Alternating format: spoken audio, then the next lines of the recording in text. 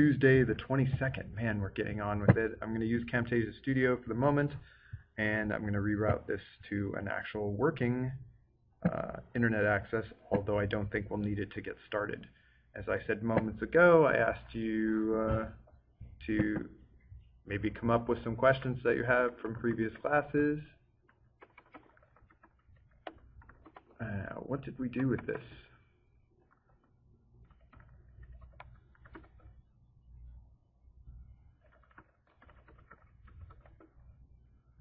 Yes.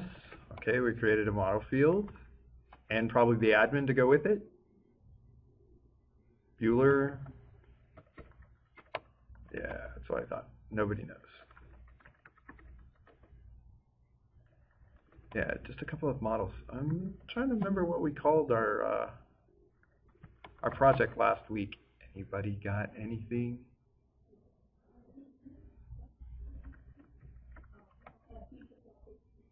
Yeah, well, that's what was in it. That's not right. How about the dates? What would last week be? 22 minus 7 is?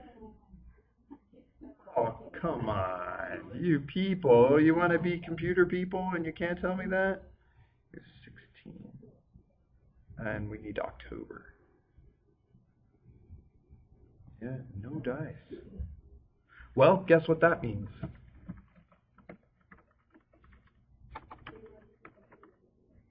Yeah, really? Oh, I was, wasn't I? I was, no, it's not. It's actually on my other machine. That's what's wrong. And I made those great models, and now we don't get to use them. That's not very nice. Okay, so where are we? What do we do?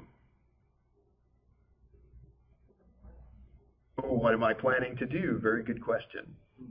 Let's start with the Django framework, because that's been our topic for a while, and it allows us to discuss objects and pointers, so it's a really good thing. How do I start a Django project? Really?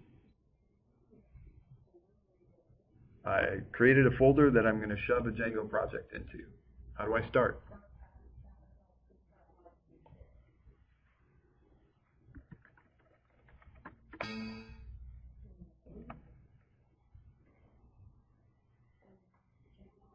There we go.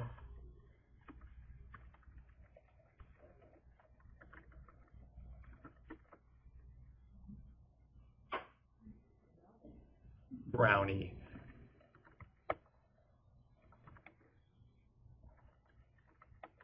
What are we expecting?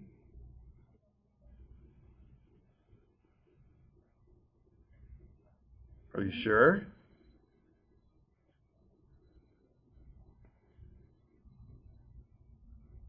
It's a really obvious answer. All right, here we go. Yeah, she got it just as I pressed dir. Manage.py. And what is manage.py for us?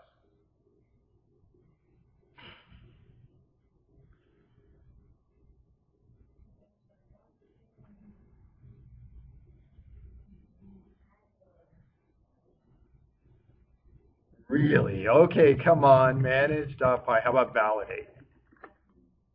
Does that give you an idea of what it is? Python Django is a framework, and in order to use that framework, we have to run the framework from a particular place. Now, when I first started teaching you Python, we talked about main, and you have to go to the bottom of the file and put it all in there. Let's have a look at this. You remember? One of my very first classes, that's what you run a file. Okay, so what are we doing? We're looking for what settings are we using. By default, it's using hotel settings. We told this out when we did start out. Now we're going to import execute from command line, and we're executing whatever we tell it to do. But the important thing to recognize is that this piece right here is what's running the environment for you, causing Django to live in the environment. right? Because if I just now type Python and, I don't know, user objects, I mean, it has no idea what that is at all. And even though we're here, that's not going to be anything.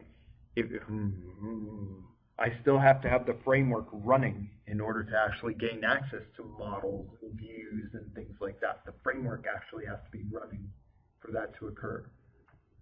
So that's what we use manage.py for, right? One of the common things that we do, manage.py, is syncdb. What's this do? Oh, you are paying attention. It creates the tables, right? Which I just did. And by default, we just created a brand new Django 1.6 project. And thus we get the admin with it, we get user management with it, we get general logging, session control, all these things come with it. I'm going to say yes. I'm going to go ahead and use that.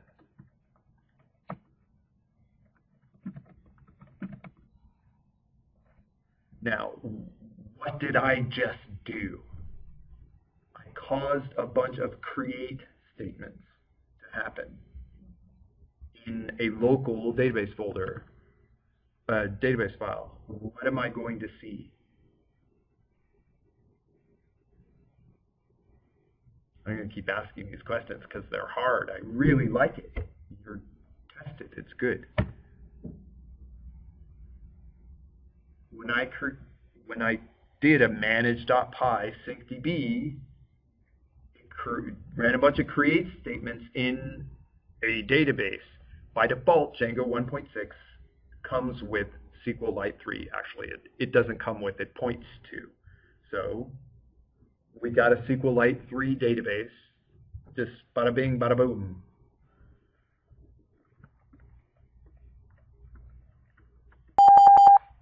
Yeah, it's a bunch of garbage, but it shows you some of what we're talking about, right? It ran a create statement inside a database and created a whole bunch of tables that contain different fields. All right.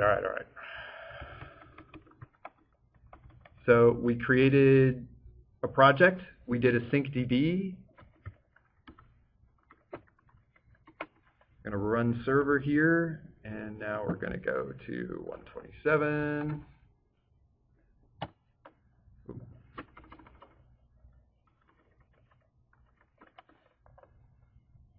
Boom. Knock yourself out. So, came with this. It also comes with a root page router.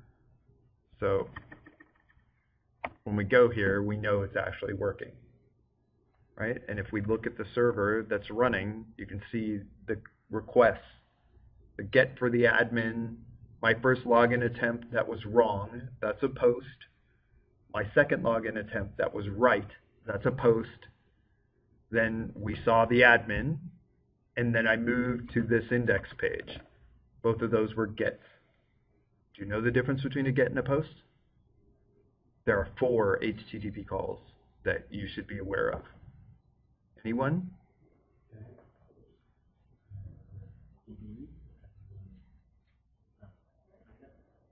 We're really close, man.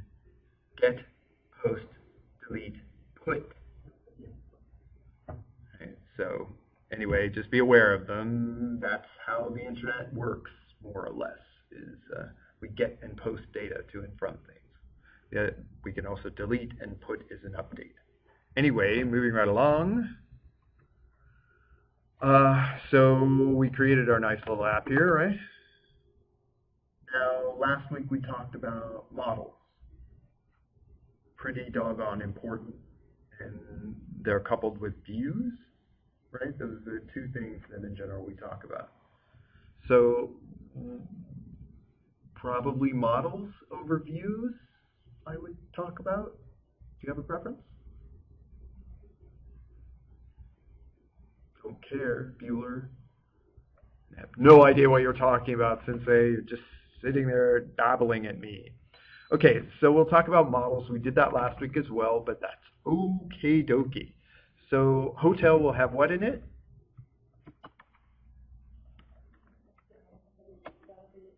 Ooh, that's what this has in it. Why do we have another one?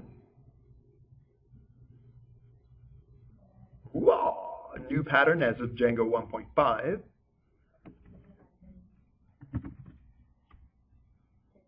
This is where our settings lives. This is where our main urls.py lives and where our WSGI. That's the connector that connects a web server to Python, WSGI.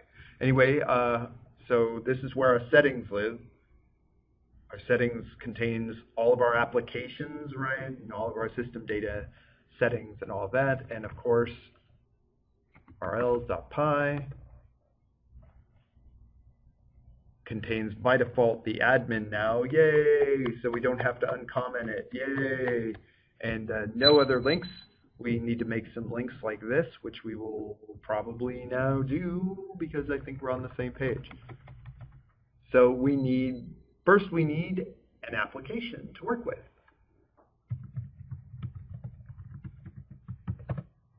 And we're working with hotel, so how about room? Tomb.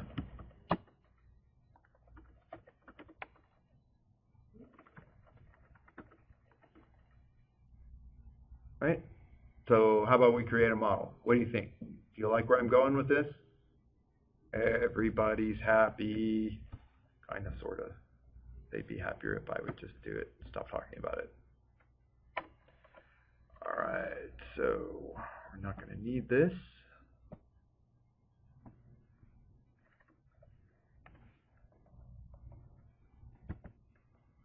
There's our file.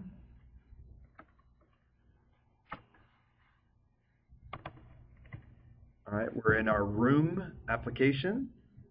So class room kind of makes a little bit of sense.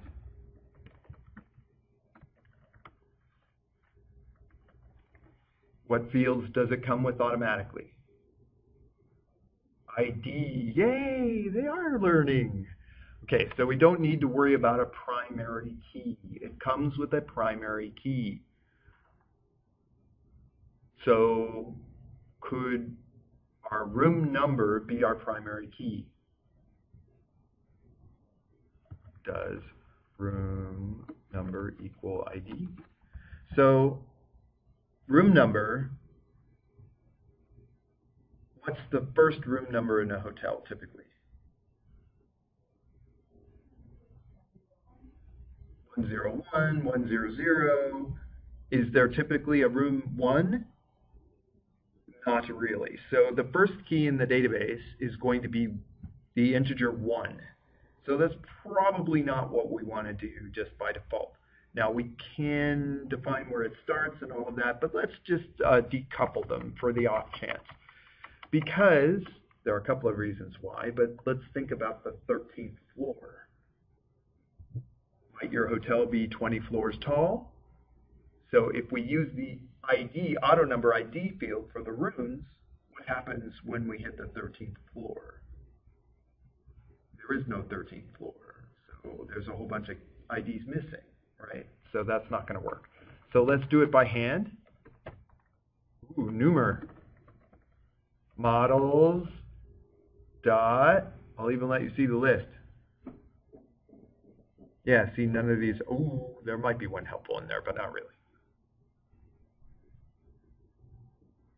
Come on. Come on. What type of field is, oh, wait, what'd you say?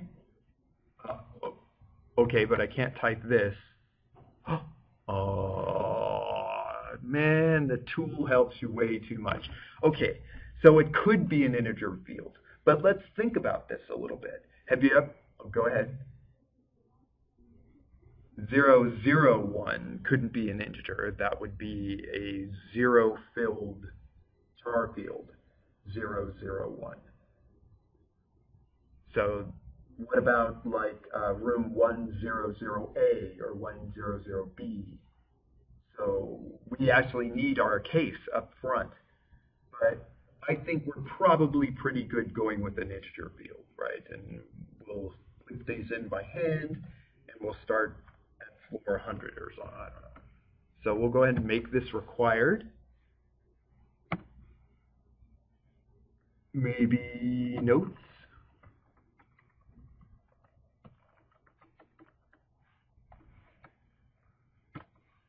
So I may or may not have notes. The first one, room number, is required. The second one, notes, may not be required. So what do I do?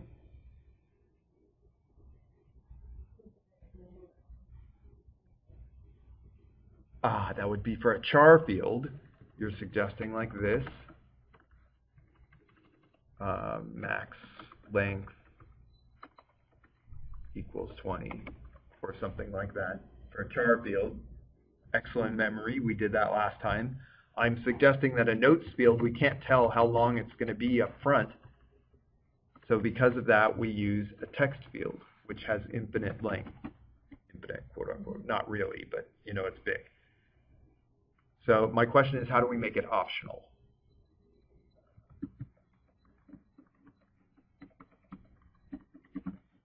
By doing this, the field can be completely empty, and that's totally okay. Helpful. Kind of a little helpful.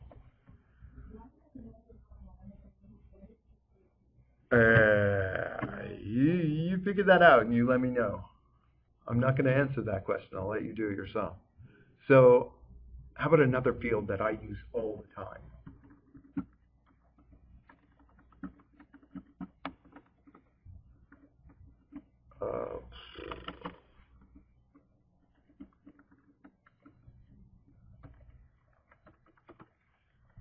Right? So all of these kinds of things are readily available to you in the Django docs, which is something I wanted to make sure that I emphasize to you today.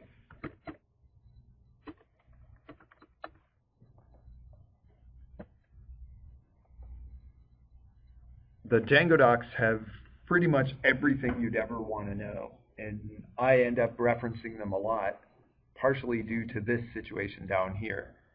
You'll see that there's version 1, 1.1, 1.2, 1.3, 1.4. I started on 0.96, so I've lived through each of these iterations, and they're relatively large differences between build to build.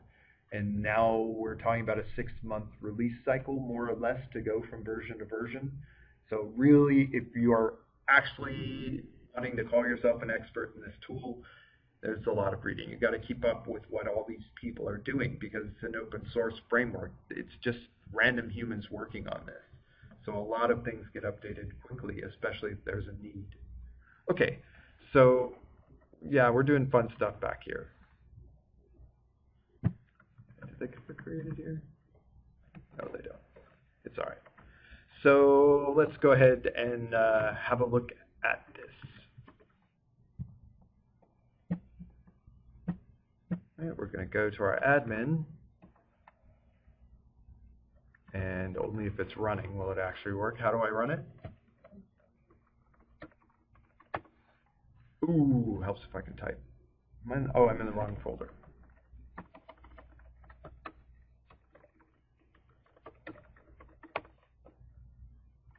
All right, and bada bing. Wait a minute. What's missing? What's missing? Nothing's missing? Yeah, where's my model thingy?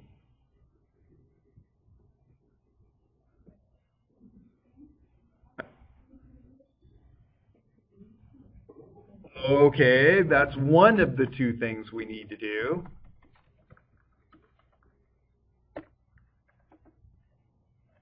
Nothing happened. 3 things. What did we miss?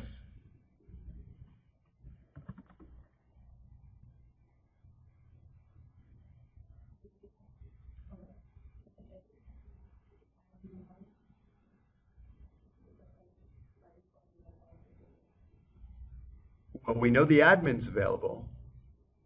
Okay, I'll throw you a bone. Here we are in the folder. We have hotel as our app. room is a sub-app, right? Have we told Django it exists? No, we have not. So we need to do that. Oh, come on.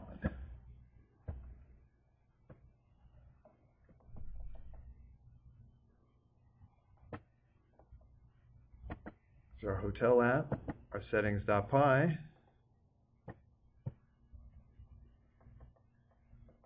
Oh, come on. Okay. Ditch this frame. We don't need it. Thank you. Right? What do I put here?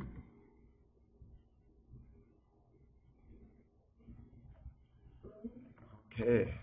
Man, I have to get you guys, like,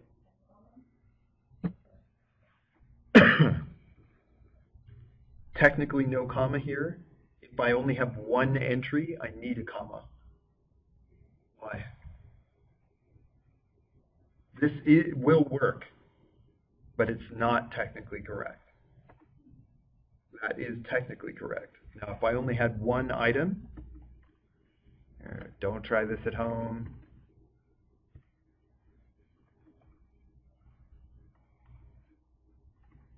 Right? This, here, let's run this.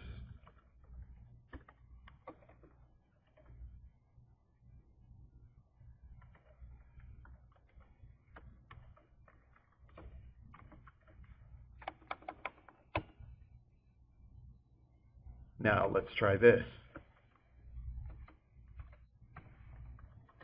Let's make it x2 so we can look at them both side by side. Man, I am having all kinds of fun here. There we go. Not the same. So here's x. The answer is? Boo. Try again. The answer is?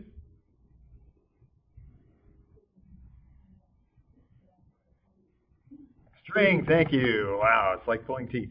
Okay, and I'll show you x2 again. You did good. Oh, she's all over it even before I get it typed out. She says the answer, tuple. What's a tuple? Oh, I don't know. Okay. Let's see. V equals 1, 2, 3. What is that?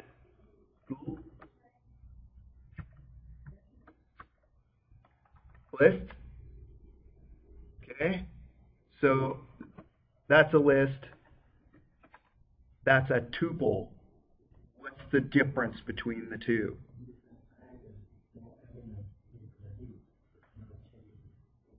Okay, absolutely 100% correct. The answer in computer ease is a list is mutable, a tuple is immutable. A list can be changed, a tuple cannot.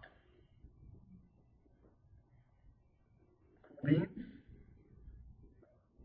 All right. Why would I want, why?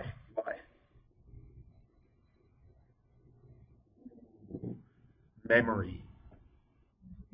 Tuples take less space than lists because they don't need all the overhead of being able to have things added to them, right? Once you instantiate it, that's it. It's done. It's happy. So it only needs to take up very little space versus a list that needs to be prepared for you to add or remove things from it at any point. So that takes up a lot more space in RAM. So tuples are very, very good usage, especially in constants, which is what this file is. This file is just one big constants file. So using tuples here is very correct because you're not going to mutate these after instantiation. Good, see, learning things. So I added room to our, and I didn't put a comma at the end of it because there's already things in it, more than one thing in it, so I don't need a comma here. Okay, good times. So Let's go back here first. Oop. Have we done everything we need?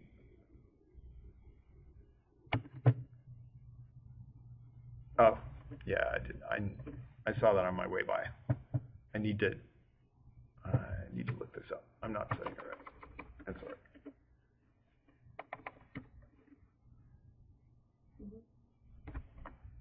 Yes. No. Yes. No. Yes. Okay. Right here.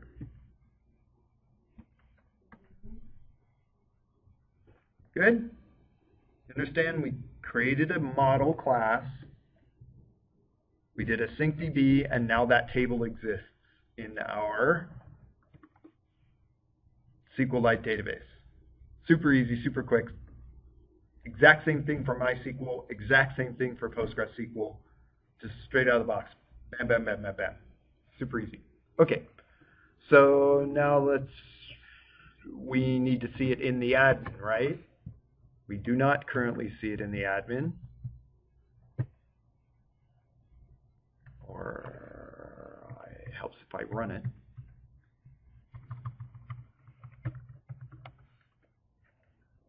Right. Why isn't it there?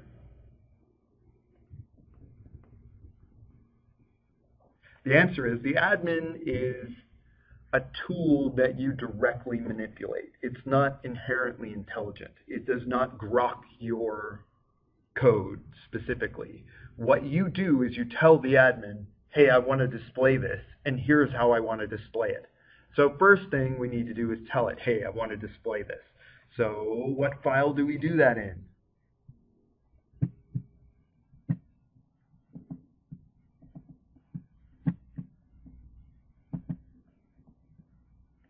Take a wild guess. What file do we do it in? Admin. Yeah, okay, there we go. And now it's super easy from here. It's admin site. I wanted to say register. There we go. And we need the model. So where do we get the model from? From room model import room. Note that the admin relaunched itself after I saved the file, so you don't have to worry about, am I using the right version? It does that automatically. Drum roll. And it's really easy. You create your class, you tell the admin, here's my class, and all of a sudden we can do all these great things. We can add data. Here's our room number.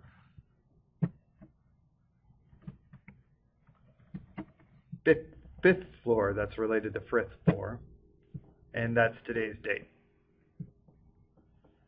Save. There it is. It's showing up in our admin, so we can go back into it if we want. Go back into our 546 room. And we'll note its PK is 1. So it's the first one in the list.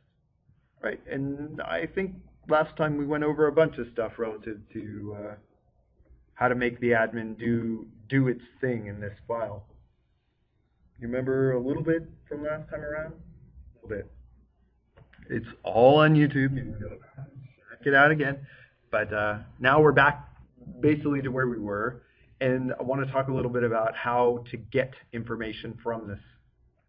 Because we've done this a couple of times, but never for real, only for play.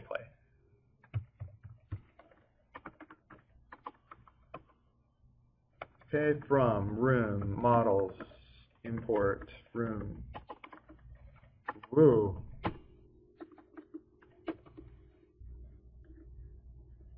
Oh, wow. Time flies when you're having fun.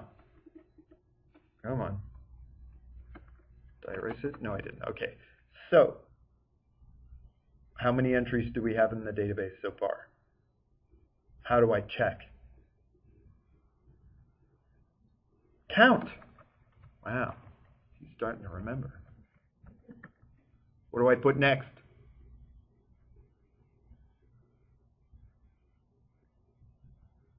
I swear I'm going to get the Jeopardy theme out here in a minute.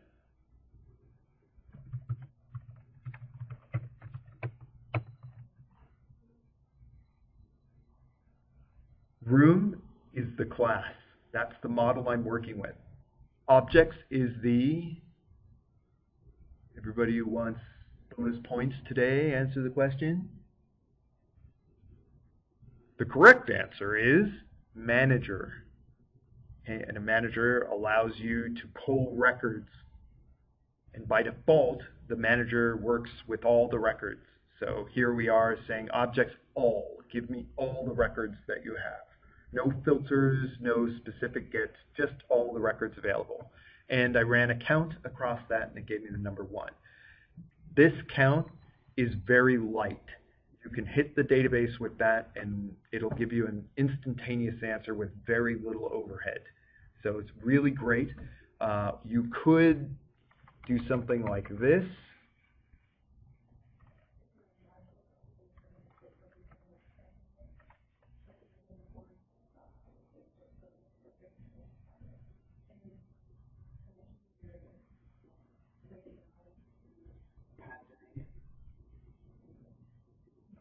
You want to get 10 records at a time. Okay? I have an answer for you. The answer is definitely. Okay, so first off, let's talk about what we've got here. Room objects all. That's called a, anybody?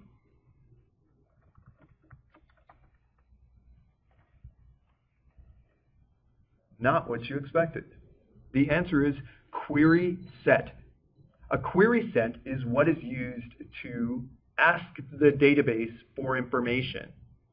When you do select star from table, that's called a query. Now in Django, we don't work with a query itself, although we do with QObjects. We work with what the result of that query is. I build a query, which is, in this case, objects.all. My manager is building a query for all records. All those records come back in what looks like a list. It's actually a query set, as I showed you a moment ago by doing the type on it. Now, a query set is different than a list. A query set, I can do something like count. And it'll hit the database, ask that, and bring it back. Now, I can do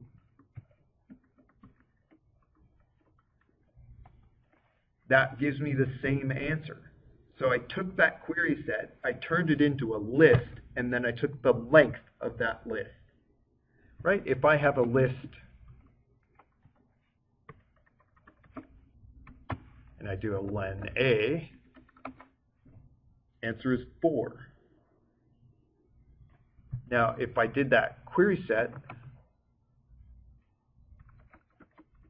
yeah, it'll still give me 1. Oh, I love Django. Anyway, that is different than doing X count. When I do an X count, it actually hits the database with count, which means the database is actually running that count sequence. If I do this, which is the equivalent of this, I pull all those records in their entirety from the database, and then I count how many there are in that list. So that is what I consider to be an extremely heavy database activity. So we try not to do that. If I want to know how many things are returned, I simply ask it. Now, does this apply for everything? The answer is pretty much everything. Well, first, what do we have in there? And the room number, I think is right. Yeah, there we go. So what if I want to find it by room number? That's room, objects, filter will do for now.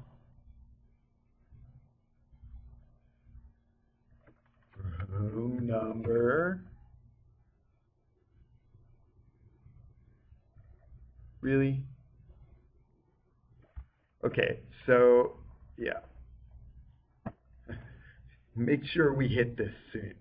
Okay, this is the Django docs for doing queries, right? And I'm doing this so I can, oh, look at what I just did. I want to make sure that I'm guiding you through the docs so you don't feel like I'm just pulling this out of my head and it doesn't really exist. Let's see here. There we go. Here it is. So, retrieving specific objects with filters, right? All I'm doing is looking at queries in Django. So you can look all this up really easily. So let's go back here. Room number equals, and we looked it up a minute ago. That returns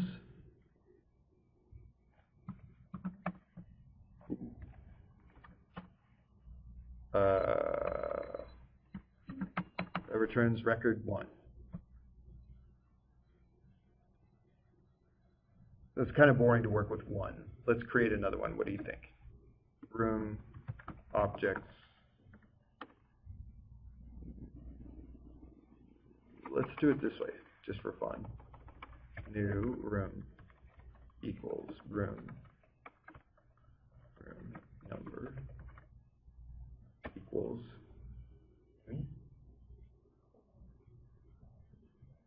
7 is the group's rule.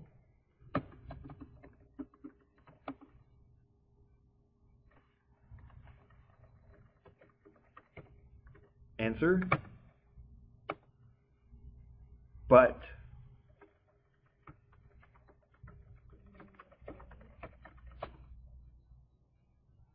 oh, somebody's paying attention. New room dot. You're so close.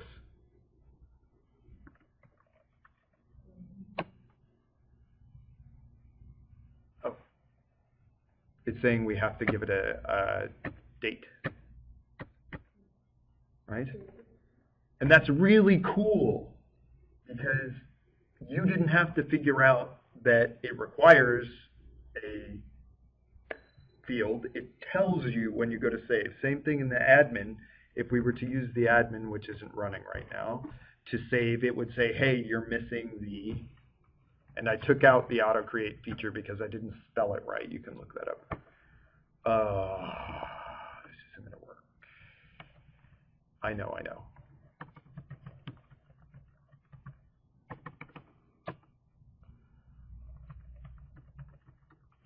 I think I can set it with that.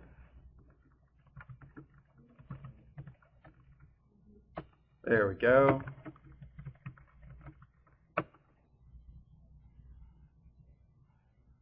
Did my datetime thing perplex you? Is that what you were perplexed about? Dayetime's just a typical thing. Import datetime. Gives you access to the whole datetime library. It's a pretty amazing library. If you've never used it in Python, probably want to. Datetime now gives you right this second date time. And we can actually get really fancy with this. Oh, let's see here.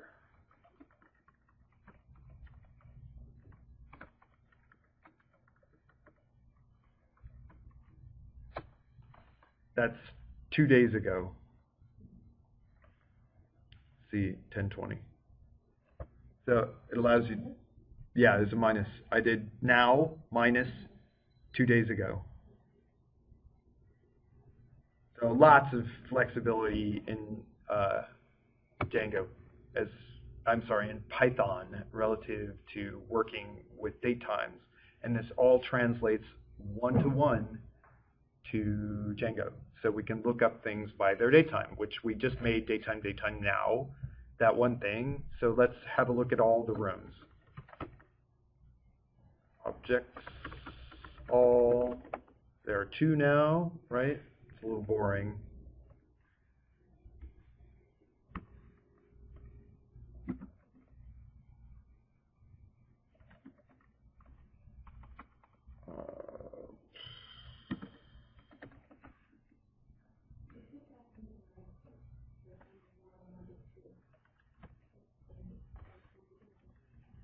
I'm sorry?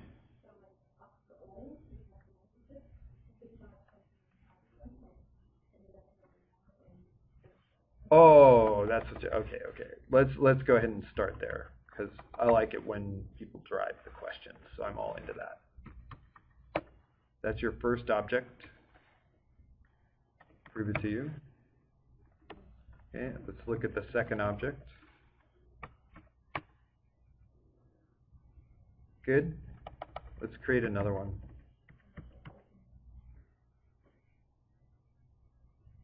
And I'm not even going to save it.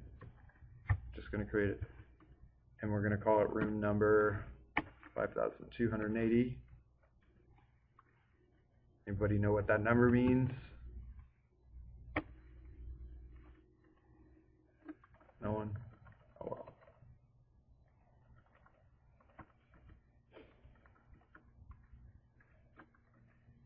And I'm going to give it a create date of 3 days in the future. Okay, now how many things do we have in the database? And how do we tell? Count. Okay, so now for item in room objects all count. Sorry. Print item dot ID. Right? How about room number?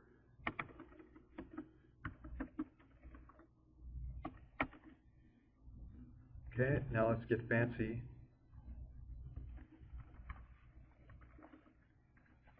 Room number greater than or equal to. I'm trying to remember what our room numbers are.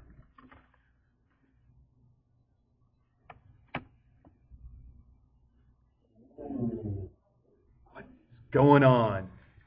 You want all the numbers that start with 5? No, because they're integers? Oh. For strings, these are not strings, these are integers.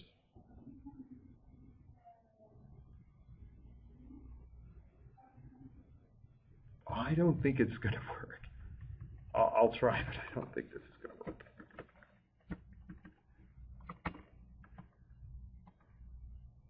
Well, Django's amazing. That's all I have to say. So yes, there you go. All right, yeah. So there's all kinds of flexibility, and as I said, each version they add more flexibility to the query language. So that's pretty amazing. I'm not even sure it worked. Yeah, it worked. Okay, so where are we? All right.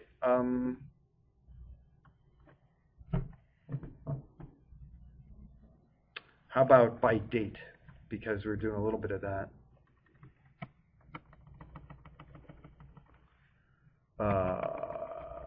Created CTE equals date time now. Greater than or equal to. And it's saying equal to because it's including today. There we go. We put 1 3 days in the future, right? So that's the one record that we put 3 days in the future.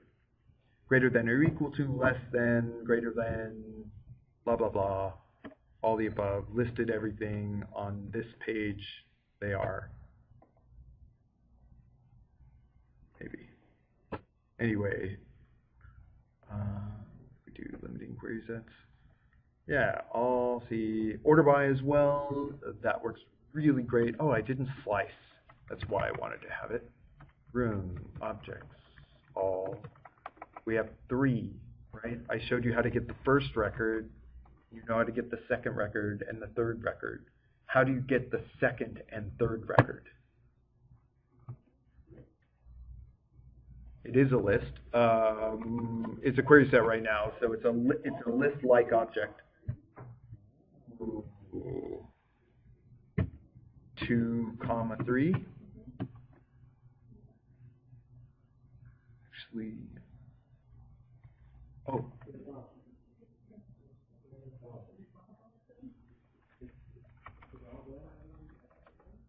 I'm sorry?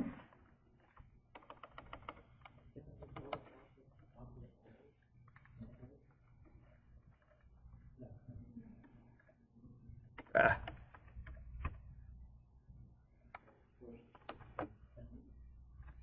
Because this represents a slice, okay, versus this that represents a list. So that's why, right? Slice. And I want the second and third records, so that would be 1 and 2. 0, 1. Oh, yeah, he's right. Right, because you got it.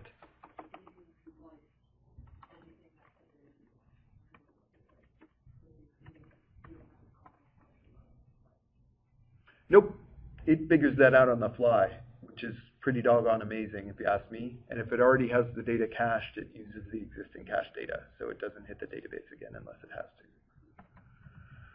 I was just doing this to show you. 3, 4. That gives me, right, because there's only 4 in the list. We're starting at 0, so I'm going beyond the end of the list by this request. Anyway, so slicing, yes, and this is very, very appropriate. It is the way I do it. So good job. Slice.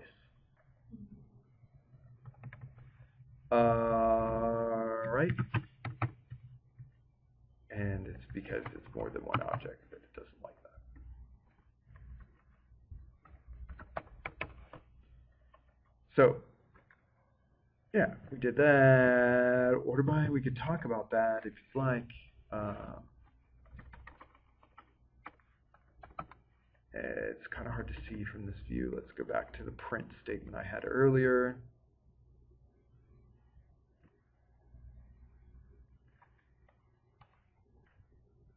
And let's take out all this weirdness.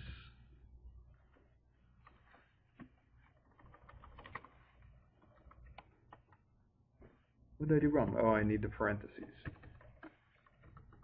There we go, right? But now let's do what the docs say.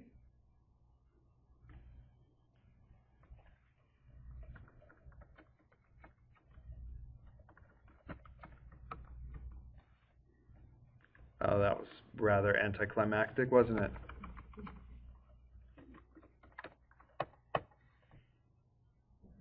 Right.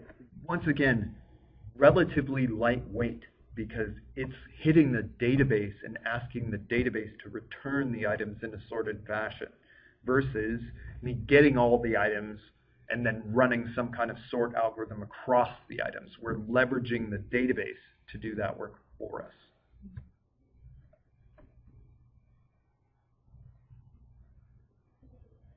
Good? Enough for today? I quizzed you all a ton today, didn't I? That's what you get for having me in the room.